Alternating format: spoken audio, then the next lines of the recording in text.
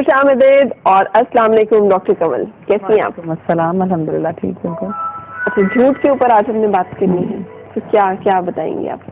جھوٹ کے بارے میں یہ کہ یا جب بھی ہم کوئی بھی ٹاپک پڑھیں یا دیکھیں اس میں ہمیشہ جو سیکوینس ہم اوور آل فالو کرتے ہیں، ہم ہمیشہ دیکھتے ہیں کہ اللہ تعالیٰ قرآن پاک میں ہمیں اس میں کیا بتاتے ہیں، اور پھر ہم احادیث دیکھتے ہیں کہ رسول اللہ صلی اللہ علیہ وسلم نے اس کے لیے ہمیں کیا بتایا، اور ظاہر ہے پھر اس کو اپنے معاشرے سے بھی ریلیٹ کرنا ضروری ہے کہ وہ کیسے کون سی چیز ہو رہی ہے۔ تو قرآن پاک میں ہم دیکھتے ہیں کہ جو چند آیات میں آپ کو بتاؤں گی کہ جیسے ایک آیت میں آتا ہے بسم اللہ الرحمن الرحیم ان لعنت اللہ علیہ ان کان من الکاذبین، کہ اللہ تعالیٰ کی لعنت ہے ان لوگوں پہ جو جھوٹے ہیں۔ لعنت کا کیا مطلب ہوتا ہے کہ اللہ تعالیٰ کی ہر قسم کی رحمت سے، مدد سے وہ جو ہیں ان کو وہ نصیب نہیں ہوگی، وہ حاصل نہیں ہوگی۔ پھر ہم دیکھتے ہیں کہ اللہ تعالیٰ قرآن پاک میں عباد الرحمان کی صرف بتاتے ہیں، عباد الرحمان یعنی اپنا بندہ، اور اس کے لیے ارشاد فرماتے ہیں کہ والذین لا یشہدون الزور، کہ یہ وہ لوگ ہیں جو جھوٹ پر گواہی نہیں دیتے، اس کے گواہ نہیں بنتے۔ پھر ایک اور جگہ آتا ہے کہ سورۃ البقرہ میں وَلَهُمْ عَذَابٌ عَلِيمٌ بِمَا كَانُوا يَكْسِبُونَ، کہ ایسے لوگوں کے لیے جو ان کے چند کرائٹیریا ہیں، اس میں یہ کہ ان کو عذاب دیا جائے گا، خالی عذاب ہی نہیں دردناک عذاب دیا جائے گا بے وجہ اس کے کہ وہ جھوٹ بولتے تھے۔ تو جھوٹ ایک ایسی چیز ہے جو کہ جس کو ہم لائٹلی نہیں لے سکتے۔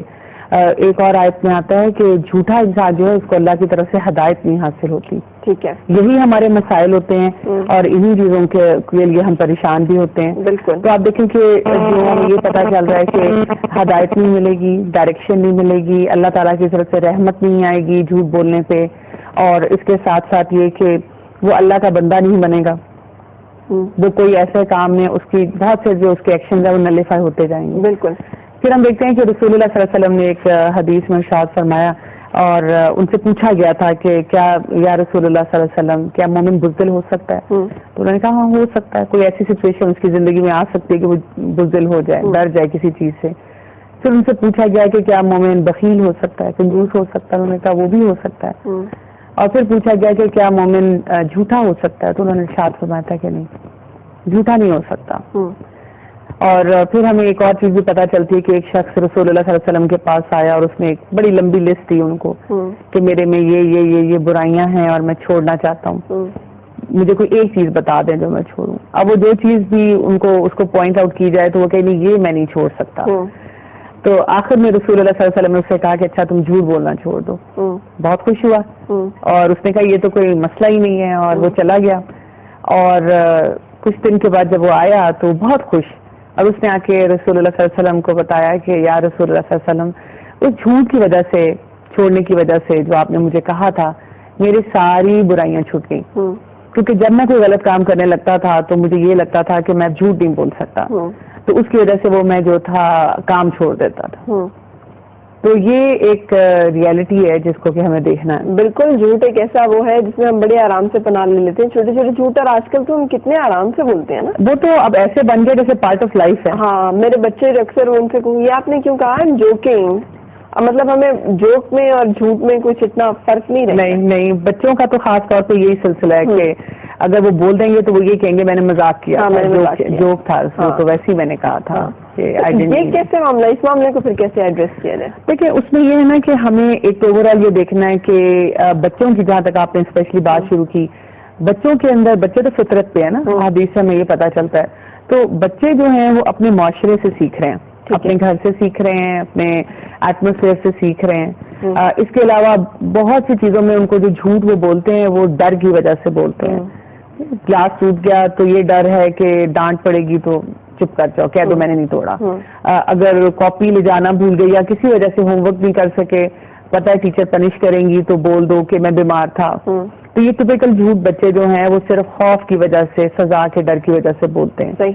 لیکن یہ کہ جب آپ آہستہ آہستہ بڑے ہوتے ہیں، جیسے اب ٹین ایج میں آپ آ جاتے ہیں، تو اکثر بچے اس ایج میں آ کے جھوٹ بولتے ہیں اپنا ایک اسٹیٹس منوانے کے لیے، اپنی، یعنی کہ میرے پاس ایسی گاڑی ہے، میرے فادر ایسے آفس میں جاب کرتے ہیں، ہم ایسے ایریے میں رہتے ہیں، اور ہم تو چھٹیاں یہاں گزارتے ہیں. لیکن ان سب کا حل کیا ہو, کیسے؟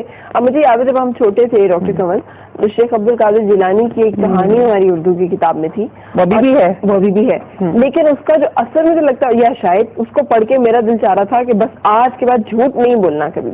لیکن ہمارے جو آج کل صورتحال ہے, ہمارے بچوں کے آئیڈیلز ہیں وہ چینج ہو گئے ہیں. بالکل, ہم لوگ نہیں انہیں اس طرح سے فوکس کروا پا رہے ہیں ان چیزوں. اس لیے کہ میں نے آپ کو بتایا نا کہ رول ماڈل جھوٹ بول رہے ہیں. رول ماڈل, آپ دیکھیں میں لسٹ بنا رہی تھی, بلکہ کل سوچ رہی تھی کہ اچھا کہاں جھوٹ بولا جاتا ہے. تو مردوں کی ایک الگ لسٹ بن رہی تھی اور خواتین کی الگ بن رہی تھی. اچھا, کہاں میں دیکھ رہی تھی, خواتین کا بتاؤں کہ مردوں کا بتاؤں؟ خواتین کا بتائیں. اچھا, خواتین مثلاً آج کل تو بڑا یہ ہاٹ ہوگا کہ ٹیلر کے پاس جھوٹ بولنا نا, کہ مجھے کالی جوڑا چاہیے, اور یا یہ کہ کوئی فوراً ایمرجنسی ہو گئی ہے جبکہ ہمیں بہت دیر بعد چاہیے. یہ بھی جھوٹ میں آئے گا, یہ بھی جھوٹ میں آئے گا آپ کا, کہ آپ نے چھوٹی چھوٹی باتوں پہ اس طرح کہا. پھر کسی سے چیز مانگنی ہے, اس پہ ہم نے جھوٹ بول دیا, کوئی بھی جملہ ایسی اسٹیٹمنٹ بنا دی جو کہ ریالٹی نہیں ہے. اچھا, ساس بہو کی لڑائی میں بہت جھوٹ بولا جاتا ہے کہ ساس بھی اپنی اسٹیٹمنٹ کچھ اور دے رہی ہے, خاص وہ بیٹے کو بتا رہی ہے, یا بہو جو ہے وہ اپنے ہسبینڈ کو اپنی ساس کے بارے میں کہنے کے لیے کوئی نہ کوئی جھوٹ بول رہی ہے. چھوٹی چھوٹی باتوں پہ بول دیتے ہیں. مذاق میں خواتین بھی بہت زیادہ بولتی ہیں. اچھا, پھر کوئی انتقام یا حسد آپس میں جو آپ کے ہوتے ہیں انٹریکشن, اس میں جھوٹ بولا جاتا ہے. اور ایون مرد کہاں بولتے ہیں؟ کون سے مرد کہاں بولتے ہیں؟ مردوں کا میں دیکھیں منی میٹرز میں بہت بولتے ہیں. بتائیں گے نہیں بیوی کو پے کتنی ہے, سیلری کتنی ہے, کچھ نہ کچھ اپنے لیے الگ سے پاکٹ بنے. خواتین عمر میں بھی تو بولیں گی. ہاں, خواتین عمر میں تو بہت زیادہ بولیں گی. اور پھر اس کے بعد یہ کہ میٹنگز میں اپنے کلائنٹس کے ساتھ, بزنس ڈیلنگز میں اگر جیسے گواہی دینی ہے, وہ کام تو بس ہو ہی گیا ہے تو وہ بس ہم آپ کو دینے لگا کہ کام نہیں ہوا ہوتا, نہ آپ نے کیا ہوتا ہے. پھر آپ دیکھیں پالیٹکس میں, اور آپ دیکھیں اوور آل مردوں میں, جس میں ہر کیٹیگری کے آتے ہیں, کسی کو کسی کی ڈیتھ کرنا, چھٹی کرنی ہے تو کہہ دیا کہ وہ فوت ہو گیا اور مجھے کسی فوتگی پہ جانا ہے, یا بیماری کا. اچھا, اب ان سارے جھوٹوں کا کیا بنے گا, مطلب کیسے ہم ان سے جان چھڑائیں, اور کیا ہمیں اس بارے میں گائیڈنس ہے؟ دیکھیں, اس میں یہ کہ تھوڑا سا پہلے اینالائز ضرور کر لیں کہ جب ہم اتنے جھوٹ بول رہے ہیں تو فائدہ کیا ہو رہا ہے نا.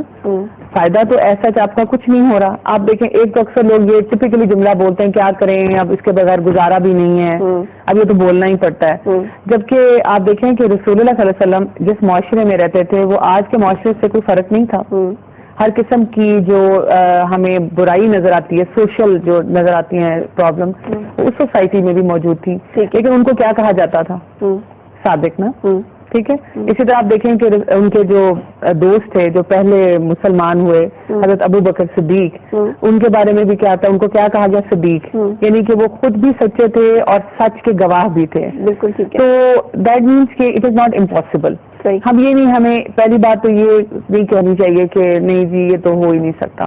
اچھا, سچ تو مطلب اس معاشرے میں چل ہی نہیں سکتا. جب رسول اللہ صلی اللہ علیہ وسلم بول سکتے تھے, اور آپ دیکھیں کہ سچے انسان کو ہر شخص پسند کرتا ہے. مثلاً آپ یہ مجھے بتائیں کہ آج کل کے معاشرے میں بھی اگر آپ کو کسی سے ڈیل کرنا ہے, بزنس کرنا ہے, کوئی چیز لینی ہے, اپنے پروگرام کے لیے بھی ہو, آپ کو پتا ہو کہ کوئی ہمیشہ جھوٹ بولتا ہے, آپ اس کو بلائیں گی؟ کبھی بھی نہیں بلائیں گی. ہم اپنی آڈینس سے بھی کسی چیز کے لیے پوچھیں, آپ نے سودے کہیں سے لینے ہیں, ہم دوسرے دن ہی لیں گے اگر ہمیں پتا ہو کہ یہ جھوٹ بولتے ہیں. نہیں ہم کرتے. تو اسی وجہ سے ہمیں یہ دیکھنا ہے کہ ہمیں سچائی کو اپنے لیے اپنانا ہے. اگر ہم اس ساری گفتگو کو سم اپ کریں تو کیسے سم اپ کریں گے, کیا کہیں گے؟ ایک تو یہ ہے کہ آپ ریکگنائز کریں, ایکنالج کریں کہ ہم کہاں جھوٹ بولتے ہیں, لسٹ بنائیں اپنے لیے خود. ٹھیک ہے. اپنے آپ سے سچے ہوں. ٹھیک ہے, کہ میں نے سچا ہونا ہے, اور شارٹ ٹرم ریزلٹس نہ دیکھیں کہ جھوٹ بولا فوراً فائدہ ہو گیا.